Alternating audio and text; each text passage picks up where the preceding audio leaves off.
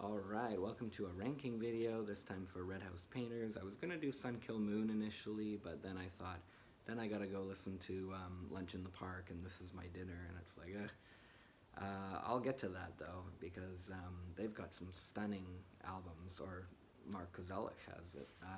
So yeah, Mark Kozelek, Anthony Koutsos, Gordon Mack and Jerry Vessel made up the original Red House Painters. Gordon Mack dropped out and Phil Carney went in. But really, if we're going to be completely honest, Red House Painters is already kind of the start of the Mark Kozelek solo efforts. I mean, it's just driven by his poetic personal lyrics, and it's just he was just lucky that Gordon Mack was his guitarist, someone so talented, and Anthony's slow drumming. They were part of the slowcore movement, and there's only a couple points where he really drums fast. So we're gonna start it off with number 7, Shock Me, the Shock Me EP. Shock Me, of course, is a song by Kiss, and it's a decent song. I'm not a Kiss fan, but when they have good songs, I can admit it. And yeah, it's one of those Kiss songs I like, but I think the slowcore cover, where everything's very sludgy and it sounds slow, like Stuck in the Mud slow, but in a good way. It still rocks somehow. And Sundays and Holidays is a great song. Three-Legged Cat is kind of a heartbreaker, and then you have kind of an instrumental, pretty version of Shock Me. So, it's kind of inconsequential when it comes to the grand scheme of Red House Painters records, but obviously if you're a avid listener or collector, you want a copy of this in some shape or form. This, of course, is the CD on the 4AD label. So you got that. Number 6 is going to be this one here, which is just called Red House Painters 2 by most people. And really it's just a leftovers record from all the cuts they made for the Bridge, or the Roller Coaster album, which is Red House Painters 1. This one gets nicknamed Bridge by the fan base because of the bridge there. And if you get the CD copy, at least this one, it has the tracks from the Shock Me EP on it, on the back there, but this is just a quaint, 8 songs? I almost said 7 songs. So it's got, fan favorites like New Jersey and Uncle Joe, and then it starts with Evil, which is probably the best one here. Though Helicopter's amazing. Blindfold contains one of the best screams. It's actually maybe my personal male scream in music ever. It's you wouldn't really expect it from this band. I mean, they were slowcore, but they could do so much, and I mean, that's pretty admirable to me. So yeah, check out Blindfold for like the best scream ever, because we all know Chester Bennington could scream, or obviously in groups like that you kind of expect it, and they're very talented folk, but the scream on here, oh my god. And then there's a crazy cover of Star Spangled Banner. Obviously Hendrix did his version back in the day, but they got a version of that. Bubble is a fan favorite, that's on here. I Am a Rock, which is, I'm a big Simon and Garfunkel fan, but I actually like this version more, probably. So yeah, number 6 is still pretty solid. Next up, I thought of putting this in the 6th spot. Let me just put this over here. And this, when I was first getting into the band, this actually had its turn as being one of my favorites. And I think it was kind of chalked up to the fact that it's, it's not as deeply personal. Though there are some very pretty songs on here, and there's 3 amazing covers, namely the All Mixed Up cover, which is a cover of The Cars. Though the Silly Love Songs one, where he turns the Paul McCartney song into kind of a sort of Neil Young-esque Crazy Horse workout, love that one.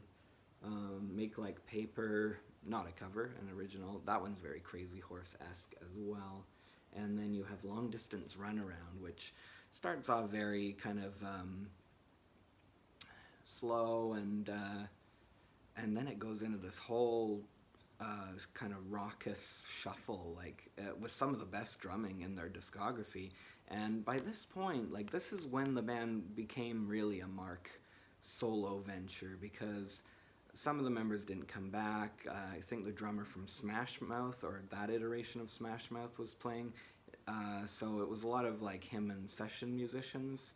Um, and it was produced by him. Like it really became the Mark Kozelek show. Um, but yeah, I mean, Have You Forgotten? That's one of the most well-known Red House Painters songs. And you know, I said it's not as personal.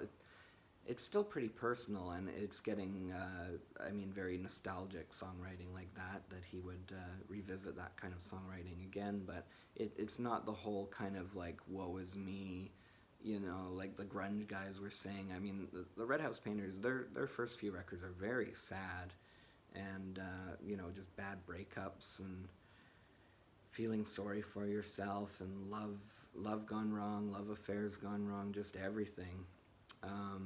But yeah, this is number 5, but there's not a bad song on here. I Feel the Rain Falls Night. Trailways is beautiful, beautiful song. Priest Alley song is a highlight. Yeah, nothing but highlights, no lowlights. Number 4, yeah, this was tough too. So the CD copy has quite a different cover, different angle of the windmill. I think I prefer this one, but that's very artfully done, like right shooting up from underneath. Shooting a photo. Let's get that straight. This one has the supremely lovely, wistful, nostalgic summer dress on it. San Geronimo is really great. Shadows. Mark's vocals are way at the forefront on this one. I think to promote the record, he just went out on tour with an acoustic guitar. So even this far back into the Red House Painters' career, he was kind of distancing himself from the band, or maybe they were distancing themselves from him. It was weird what happened to this band and how fast. What's interesting about this copy is they have Long Distance Run Around on side C. So this is, you know, the, oh yeah, and the Shock Me EP's on here. I was going through and I'm like, I swear I had that on vinyl. It's in here, yeah, okay. So they put that on as a bonus, but they put Long Distance Runaround on here again. So I guess they wanted to put it out while they were on the 4AD label, or I really gotta research that. There isn't enough information about this band because they weren't like a very mainstream band. I think they probably sold more records after they broke up, and definitely when Sun Kill Moon became a thing.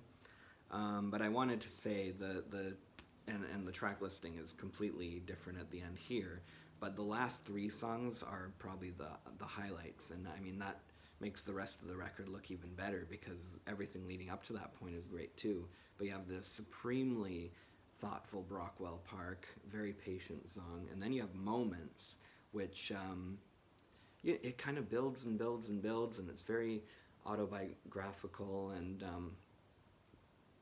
it gets really sad really quickly, and then the instrumental that comes in is just crazy. It's scorching. Like the track goes up like a big bonfire on the beach. Like and again, the drumming, Anthony's drumming, what Gordon's doing with the guitar, and like it's slowcore, and they're rocking though. Like and then Drop is.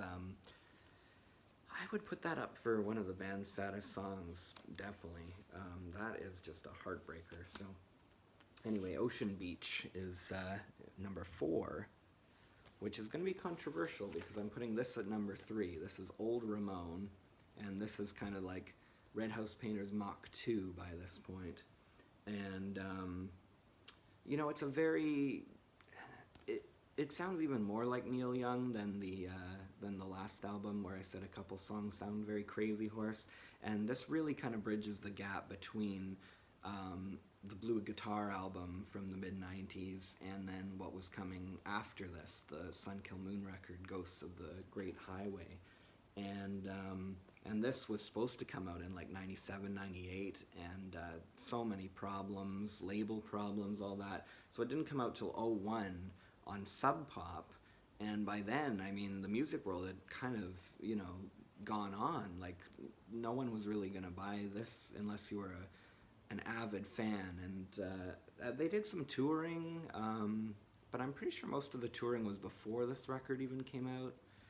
So it didn't really have the promotion. I'd love to see the sales for this versus the ones that came before it. But you have Whoop-a-Din-Din, which I could always relate to as a cat person. And I love the first time you're listening to it, it kind of just sounds like he's singing about a love beside him in his bed.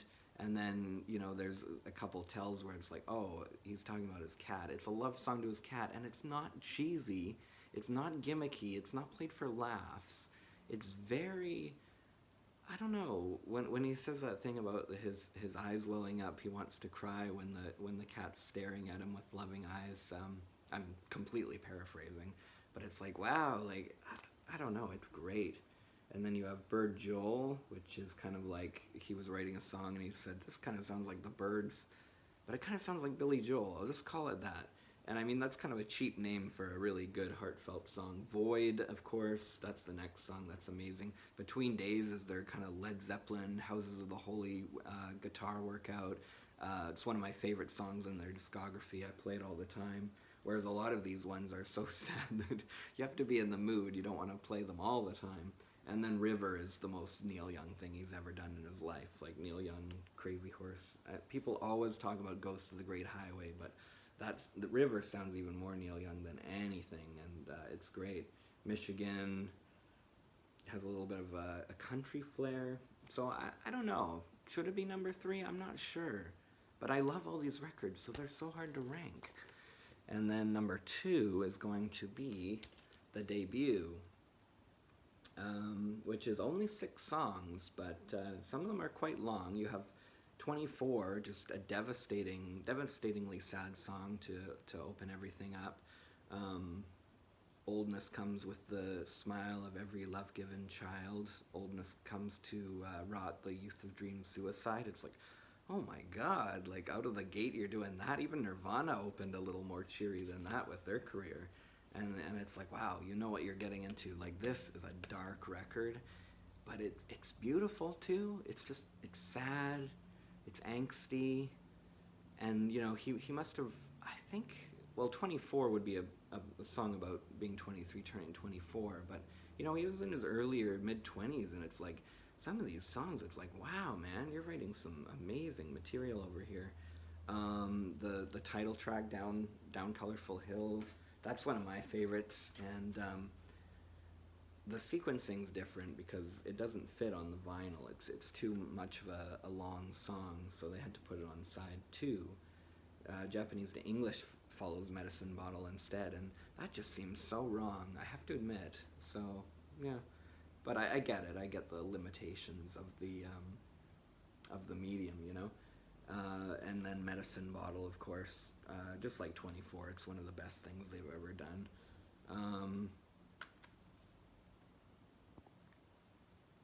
Low Battery. And then Lord Kill the Pain, that's kind of their, they always have like one rocker on every album just to like make the pace go a little faster, and I mean, that's just complete teen angst, that song, like dreams of like killing your neighbor or something, and your wife and your girlfriend and all that. It's like, Mark, you need some help, man. But I mean, if you can kind of get out your inner demons through music, maybe that's a good thing. It saves the world a lot of grief. So that's the definite number 2. Everything else, other than the Shock Me EP being at the back, even though it's good, everything else, it's kind of like, in a couple days or a week, it's going to be a completely different order. But the 1 and the 2, that order is concrete. And yeah, this is definitely the number 1 because it's one of my favorite records of all time. Though that last one, that could be up there too. It starts with the so beautiful Grace Cathedral Park, then it goes in down through, and already you're kind of getting a little depressed, and Caddy Song is one of the highlights of their career and this man's career. and then you go Mistress, and it almost sounds like Hum.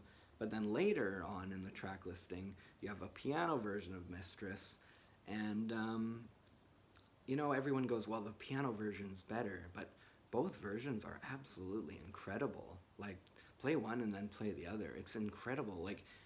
Like I said, it sounds like the band Hum. I'm looking if I have any of my Hum CDs here. Yeah, and then the piano version is just sparse and just devastatingly beautiful.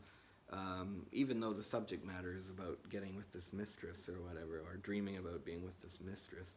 And then things mean a lot, repetitious, but in a good way.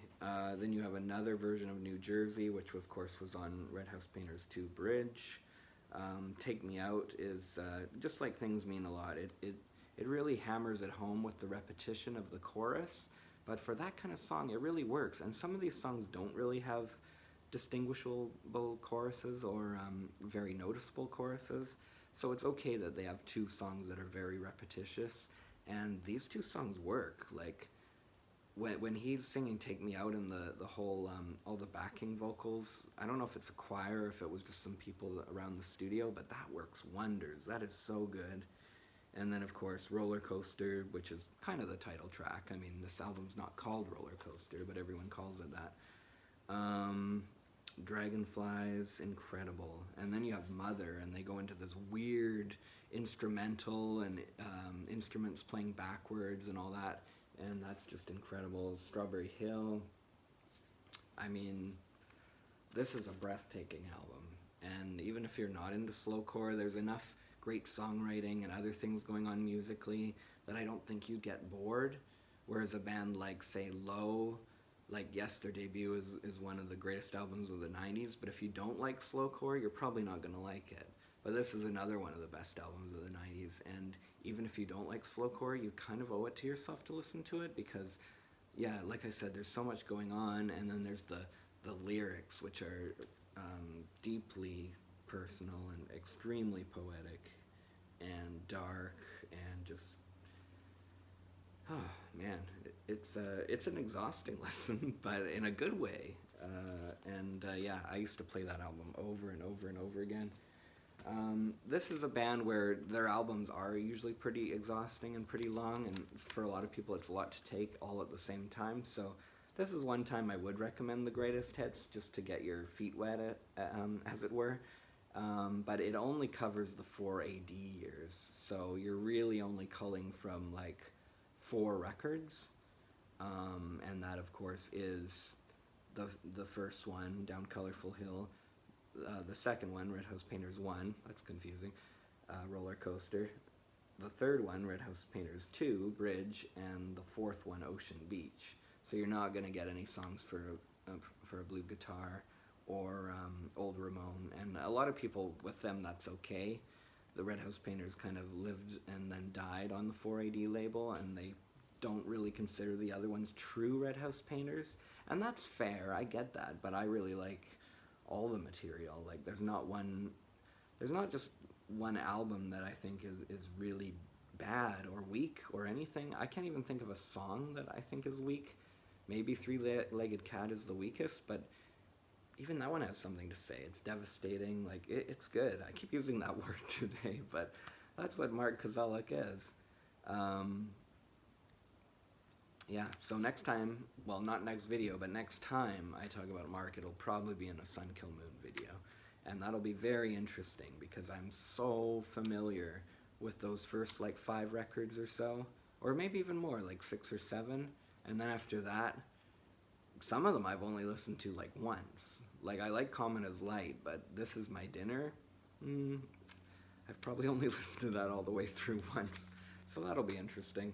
Anyway, lots more videos in the pipeline. Thank you so much for watching. Please tell me your favorites, your favorite albums, and you can order them, or just your favorite songs, what Mark means to you. Like I said, I know it's dark, depressing tunes, but it really brought me through some dark, depressing times. Like, music is the healer, whether you're listening to happy music, sad music, angry music. Like, it's just such a good, I don't know, like, venting mechanism.